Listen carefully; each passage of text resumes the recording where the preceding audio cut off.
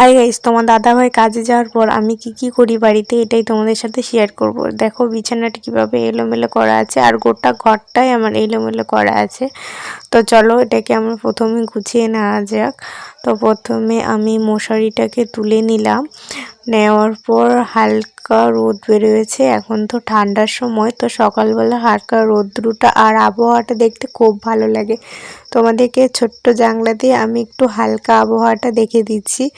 দেখো কি সুন্দর সবুজ আর হালকা রোদ বেরিয়েছে, খুব ভালো লাগছে দেখতে। তো প্রথমে আমি বিছানাটা গুছিয়ে নিলাম, তারপর অনেকগুলো জামা কাপড় আমার ভাঁজ করা বাকি ছিল, তো সেগুলোকেই ভাঁজ করে নিব।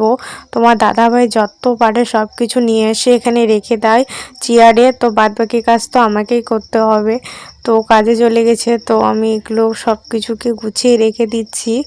এখন আমার ব্রাশ করা, ফ্রেশ হওয়া সব কিছু বাকি আছে। সকালে রান্না করে ওকে দিয়ে দিয়েছি, ও খেয়ে চলে গেছে।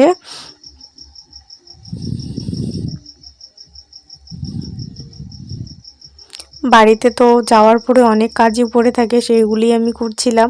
তারপর আমার সব কিছু গোছানো কমপ্লিট। দেখো আমার এই মাটির একটি ছোট্ট ঘর, তোমাদেরকে আশা করি সবাইকে ভালো লাগবে না, যেহেতু সবার বড় বড় বাড়ি আর আমাদের ছোট্ট একটু ঘর।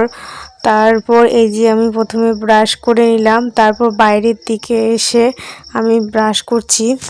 তারপর আমি ব্রাশ ট্রাশ করে আমি এখন ফ্রেশ হয়ে নিলাম। সকালে আমি খেয়ে নিলাম নিমকি আর ঝুরি ভাজা। তো তোমার দাদাভাই কাজে চলে গেছে, তো ও খেয়ে গেছে ভাত, ওকে একটু সিদ্ধ ভাত করে দিয়েছিলাম। তারপর আমি করে নিলাম ডাল। প্রেশার কুকারে আমি ফার্স্ট টাইম ডাল দিয়েছি, সেই কারণে হয়তো অনেকটা জল বের হয়ে গেছে, বুঝতে পারিনি যে জলের পরিমাণটা কতখানি দিতে হবে। তারপর দুপুরে চান টান করে আমি খেতে বসে গেছি সয়াবিনের রসা আর ডাল। তো বিকালে আমি ঘুরতে বেরোয়েছি এখানে আমার শাশুড়ি আর আমার জায়ের সাথে। তো রাত্রে তোমার দাদাভাই চিকেন এনেছিল অল্প, সেগুলি রান্না করে নিয়েছি। আর তোমার দাদাভাইয়ের শরীরটা খারাপ ছিল, সেই কারণে ও তাড়াতাড়ি শুয়ে পড়েছে। ভিডিওটি লাইক করে দিও আর ফলো করতে থেকো।